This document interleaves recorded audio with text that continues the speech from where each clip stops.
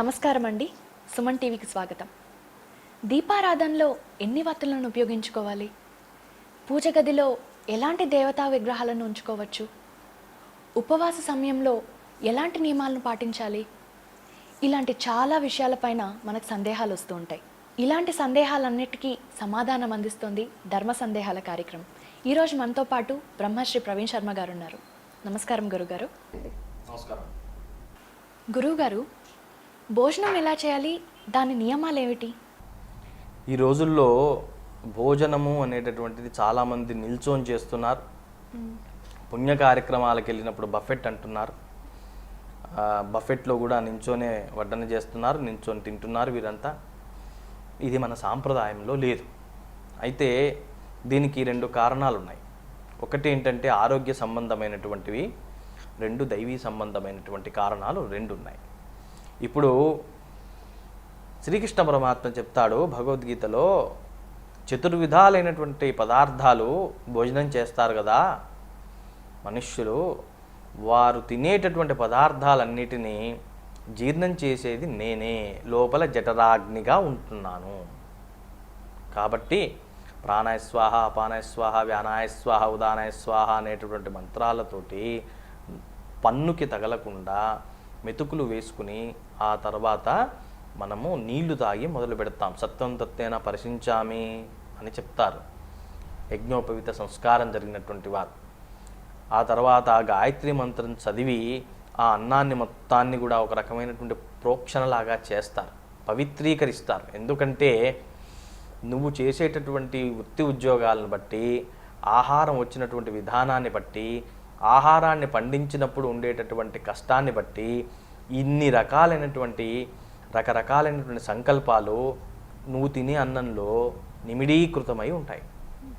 నువ్వు ధనాన్ని ఎలా తెచ్చావు, ఆహారం అసలు మార్కెట్ దాకా ఎట్లా వచ్చింది, వచ్చినప్పుడు జరిగినటువంటి మోసాలేంటి, నిన్ను వర్తకం చేసేవాడు నిన్నెంత మోసం చేసినప్పుడు నీ ఇంటి దాకా ఆహార పదార్థాలు వచ్చినాయి.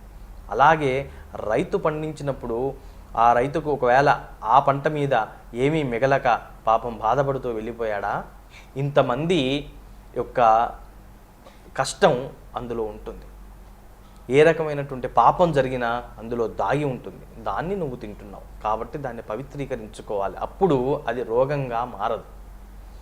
బ్రహ్మార్పణం చెప్పి, బ్రహ్మార్పణం బ్రహ్మాహవి బ్రహ్మజ్ఞో బ్రహ్మణాహుతం బ్రహ్మైవతేన గంతవ్యం బ్రహ్మకర్మ సమాధినా అని చెప్తాలి. యజ్ఞోపవీత సంస్కారం జరిగిన వారైతే సత్వం తత్తేన పరిశించామా అని వారికి వేరే విధానం ఉన్నది.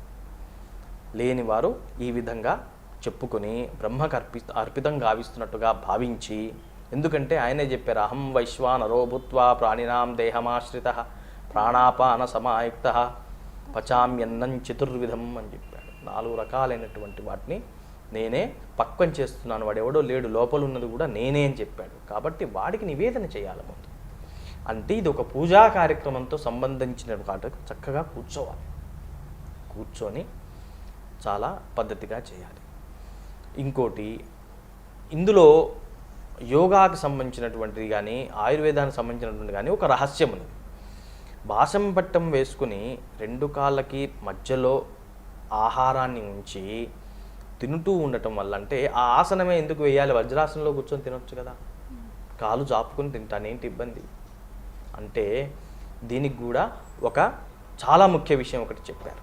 బాసం పట్టం వేసుకొని ఎప్పుడైతే తింటానో 2 పాళ్ళు ఆహారము, 1 పాళ్ళు వాయువు, మరొక పాళ్ళు నీరుకి ఎంత అవసరమో అంతా నిమిడీకృతం అయిన తర్వాత పొట్టలోకి ఒక త్రేన్పు వస్తుందట. ఆ త్రేన్పు అంటే ఏ నిష్పత్తిలో ఆహారం పొట్టలోకి చేరాలో ఆ నిష్పత్తిలో ఆహారం పొట్టలోకి చేరగానే ఒక త్రేన్పు వస్తుంది. అక్కడ భోజనం ఆపేయాలి అని అర్థం. ఆ రకమైనటువంటి త్రేన్పు నించోని తిన్నా, కాలు చాపుకొని కూర్చొని తిన్నా, ఇంకో రకంగా తిన్నా రాదు. అంటే ఎక్కువ తినకుండా కరెక్ట్గా ఎంత తినాలో నీ శరీరమే చెప్తోంది. ఆ రకమైనటువంటి దాన్ని పోస్చర్ అంటారు. ఆ ఆసనంలో కూర్చొని తినటం వల్ల ఇన్ని ఉపయోగాలు ఉన్నాయి. అట్లా త్రేన్పు రాగానే ఎవడైతే భోజనాన్ని ఆపేస్తాడో వాడికి కొలెస్ట్రాల్ ఉండదు, ఎక్కువగా ఉదరం అంటే పొట్ట సంబంధించినటువంటి వ్యాధులు ఏవీ రావు, చక్కటి తేజోవంతుడై చురుకుగా ఉంటాడు. కాబట్టి ఇంత ఔచిత్యము మనం భోజనం చేసేటటువంటి విధానంలో ఉన్నది. ఇంకో రకంగా ఏంటంటే ఈ విధానంలో మంత్రయుక్తమైనటువంటి విధానంలో భోజనం చేస్తున్నప్పుడు రాత్రి గడిచినటువంటి పదార్థాలు తినకూడదు. దేవునికి రాత్రి గడిచినటువంటి పదార్థాలు ఏవైతే ఉన్నాయో అవి ఏవి కూడా నివేదన చేస్తూ తినకూడదు. ఫ్రిడ్జుల్లో పెట్టుకున్నటువంటివి అట్లాంటి వాటికి మాత్రం దోషమని చెప్పారు. పాలు పెరుగు తప్పు లేదు, కానీ మిగతా వాటికి మాత్రం దోషమని చెప్పారు. కాబట్టి పండితోత్తములకు కానీ ఇంట్లో ఏదైనా పూజ జరిగినప్పుడు కానీ వారికి వడ్డన చేసేటటువంటి సమయంలో ఆ రోజు పొద్దున స్నానానంతరం చేసినటువంటి వంటనే వడ్డనగా అతిథికి పెట్టాలి. అవి నియమాలు. చూశారు కదండి మా ధర్మ సందేహాల కార్యక్రమం. ఈ వీడియో కనుక మీకు నచ్చినట్టయితే లైక్ చేయండి, షేర్ చేయండి. మీకు ఇలాంటి సందేహాలు ఉంటే మాకు కమెంట్ రూపంలో తెలియజేయండి. నమస్కారం.